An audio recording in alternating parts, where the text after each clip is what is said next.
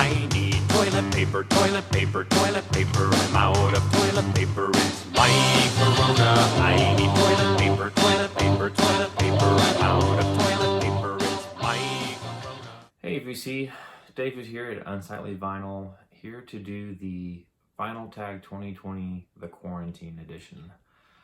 This is a tag that Dylan at Noble Records has started, and it's just an opportunity for us to show a little more from our music collection and just let you, the VC members, kind of know what our tastes are in music. So Dylan has come up with 20 different topics, and the first one in the list is to share your favorite album from your home state or city. I'm going to go with Sturgill Simpson, and this is the album Meta-Modern Sounds in Country Music. Sturgill Simpson grew up in Versailles, Kentucky, which is about, I would say, 45 minutes away from where I live in Winchester, Kentucky. This is a fantastic album. I just really like Sturgill's lyrics. I really like his voice. I mean, it sounds very much like Waylon Jennings, but his song lyrics are not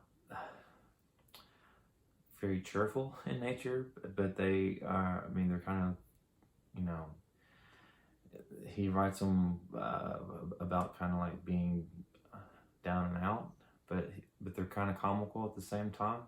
So, Sturgill Simpson, Meta-Modern Sounds in Country Music. Second was to share an album that you highly recommend. This is an album I'm not sure I've shown before in the VC. If I have, it's been a very long time. This is Beware of Darkness. They are a band out of California, kind of a garage, psych rock, indie rock sound to them. Really like this album quite a bit. The lead singer, Kyle, I think his last name is Nicolades.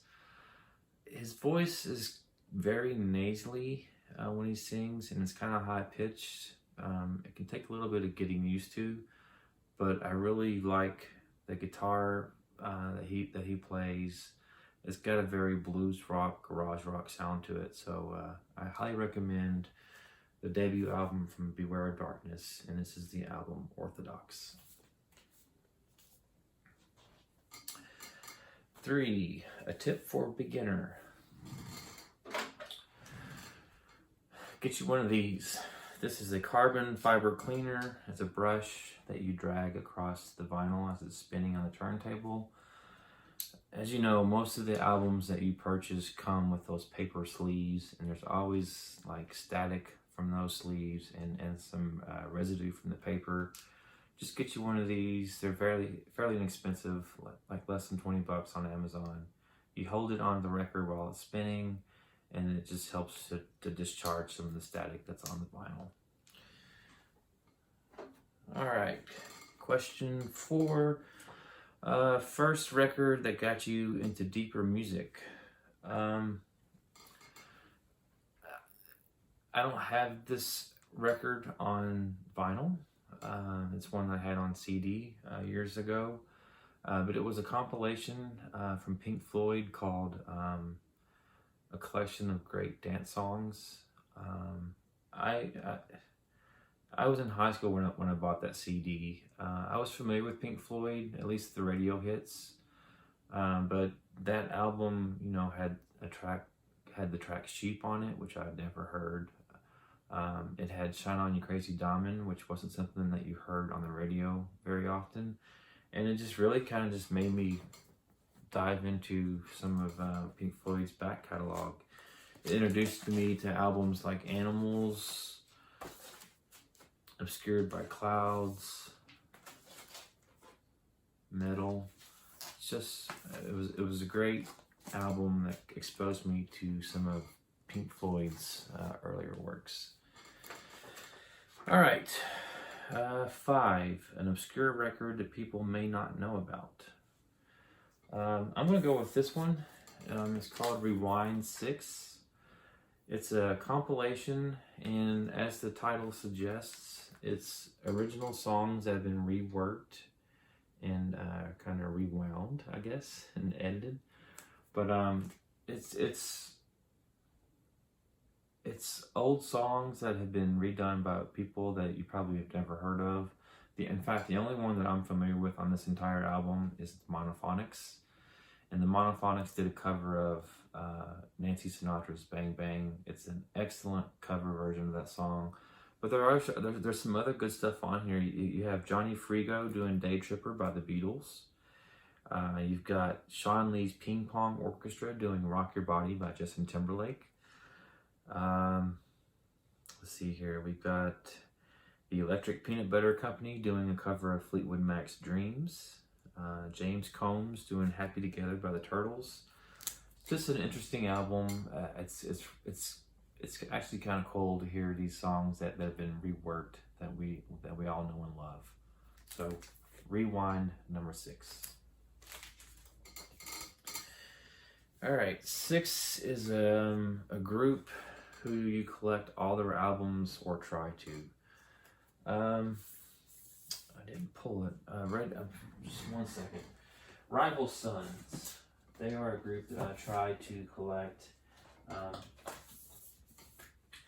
I have all their albums except for their debut album, Before the Fire. It's not easy to find, and I have found it on Discogs, but the min is like $150 and the max is up in the 300s, and I just can't pay that much for an album.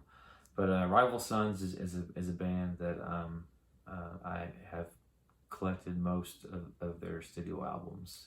I mean, there's several others I have as well. I mean, Oasis definitely have all theirs. Radiohead, The Verve, The Beatles, BRMC, Bush. I can go on and on. But Rival Sons is a band that's a little more recent that I've been trying to get all their albums. All right, 7. A band whose second album is better than their first. Led Zeppelin, and this is 2. The debut album was great, but then you get this album that has songs like A Whole Lot of Love, Ramble On, The Lemon Song. Just a fantastic album from Led Zeppelin, and just one of my favorites in the Zeppelin catalog.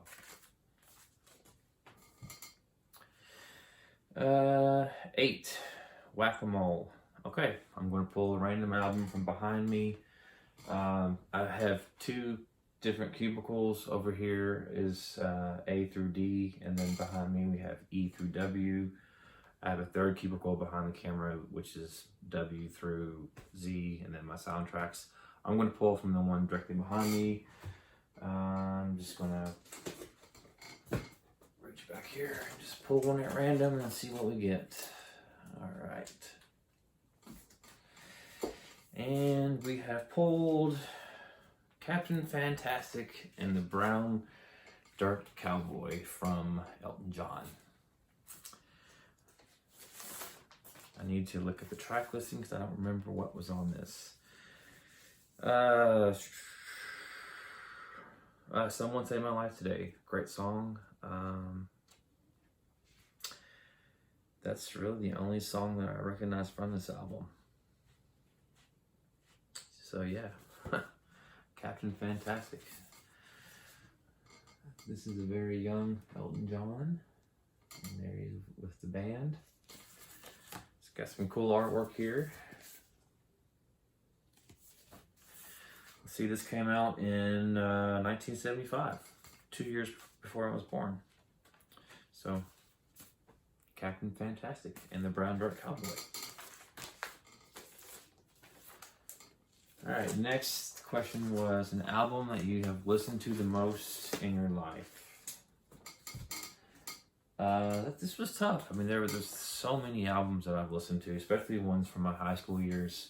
But I decided to go with Radiohead, The Bends.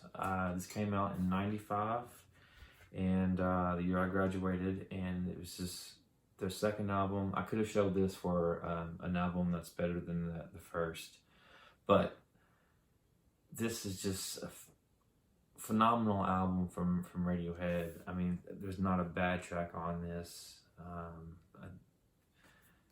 My favorite from the album, that's tough. I really like the singles that were off this album, but if I go for a non-single, I would say Bulletproof, I Wish I Was. It's a slower number, but it's a great track from this album. So, 1995, The Bends from Radiohead. 10 is to share an album with a crazy story. This is one that I've told before. This is All Things Must Pass, of course, from George Harrison. And I started collecting vinyl back in 2015. And it was my good friend Matt in Georgia that really turned me on to collecting vinyl.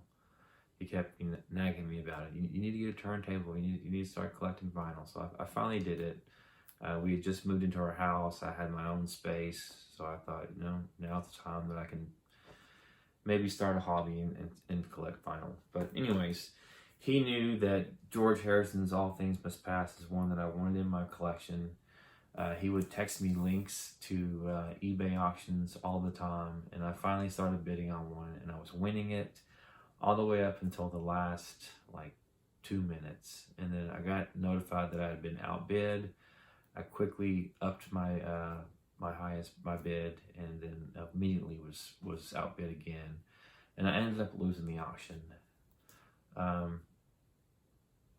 texted my friend Matt and said, "Man, I don't have any luck. I'll probably never get this album." And he said, "Was that you bidding against me?" I said, "Wait, you were the one that was bidding against me?" He said, "Yeah."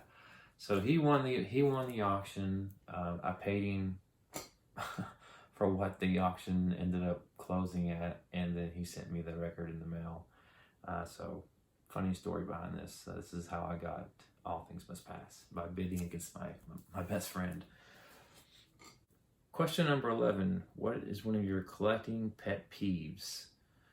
A pet peeve for me is when you order an album online that's brand new, it arrives at your doorstep or wherever, and you get it home and open it, and there's like a bend in the corner of the jacket, or there's a split down the spine of the jacket. It just drives me nuts. I mean, because albums aren't cheap. I mean, you spend anywhere from $20 to $30 on a brand new album, and then you get it home and it's already got damage to it. I mean, yeah, you're going to get damage from just everyday shelfware, but to get it out of the package brand new and see that kind of stuff, it just drives me crazy. All right, 12, an album or genre that people would be surprised that you like. I love this album, and this is Tony Bennett, and I Want to Be Adored.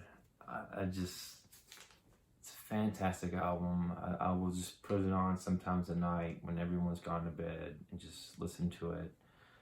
It's very calming to me. I really like Tony Bennett's vocals. I actually prefer Tony Bennett over Sinatra and Dean. But this is just a great album. It's the only album I own by Tony Bennett, but I just really love this album. All right. A record from the year you were born. I've shown Slow Hand in the past, so I decided to go with these two albums. They were ones that were given to me by my dad. Here's Jackson Browne's Running on Empty, and Jimmy Buffett. Changes in Latitudes and Changes in Attitudes, with a very sexy Jimmy Buffett in his bikini briefs. Crazy. So I don't listen to either one of these albums. If I were to have to listen to one of them, I would probably choose Jackson Browne. I just have never been a fan of Jimmy Buffett. So, 1977, the year I was born. Show a 10-inch record. I just showed these in that recent vinyl thread. Show me your 10 inches. And Here I've got Kid A and Amnesiac. I'm not opposed to collecting 10-inch records. I just assumed they were a novelty, but I don't have a whole lot of them. But these two albums, for whatever reason, were the only versions I could find at Barnes & Noble when I bought these. So, two 10-inch Radiohead albums. Let's see here. Share an interesting fact about an album or song. I forgot to pull this one too. But if you have the album by the Beastie Boys, License to Ill, you know it's the tailpiece of a jet. There are 3 letters on the tail that say 3MTA3. If you held that up to a mirror, it says "Eat Me." Interesting fact. All right, an album with an animal on the cover. I'm going with 30 Seconds to Mars. You have a tiger on the front, and on the back you have a wolf. This is Jared Leto's band. Jared Leto, of course, as you know, is famous for playing the Joker in Suicide Squad, and he is going to be in another upcoming comic book movie. I forget the name of the character. Is it Morpheus or something like that, or Mobius? I don't know. He's a bat essentially. An album with crazy artwork. Just isn't. This might be a stretch, but this is a Band of Skulls and their album Himalayan. I just think it's cool. I mean, I don't know what's going on there, but I like the gold colors and the silver. It's very symmetrical. I think it's just a cool album cover. And here's the back. All right, a really good album that you can find for cheap. This is one that I picked up at Half Price Books for $2. Men at Work. It's a great album. Of course, everyone knows Who Can It Be Now and Down Under, but there's other great songs on this. Be Good Johnny's a good one. Down by the Sea, Helpless Automation. Just a great album from this band out of Australia, Men at Work. 19 was to show an album with an acquired taste. I'm going to go back to Pink Floyd, and this is the album A Nice Pair. It's A Saucer Full of Secrets on one side, and then on the other side you've got some songs from Relics and Umaguma. I am not a big fan of the Syd Barrett era Pink Floyd, so it took me a while to get into this, but yeah, so this is one that I don't listen to very often, but I can appreciate the beginnings of Pink Floyd. All right, and 20 was to show your most recent find. This is an album that I received Thursday. This is The Secret Machines. They are a psych band out of Texas. This is their debut album, Now Here Is Nowhere. This is one that Mazzy showed recently in one of his videos. I forget if it was the video with John or Cosmic Brian, but he showed this album. I think it was John. But this is it's a great album. It's one that I had on CD when it came out in 2004. I almost forgot about this album, but then Matthew showed it, and I looked it up on Discogs. I got it at a decent price. It was a limited run. It came on 2 discs. Disc 1 was kind of a silvery, translucent colored vinyl, and then disc 2 was on a red, translucent colored vinyl.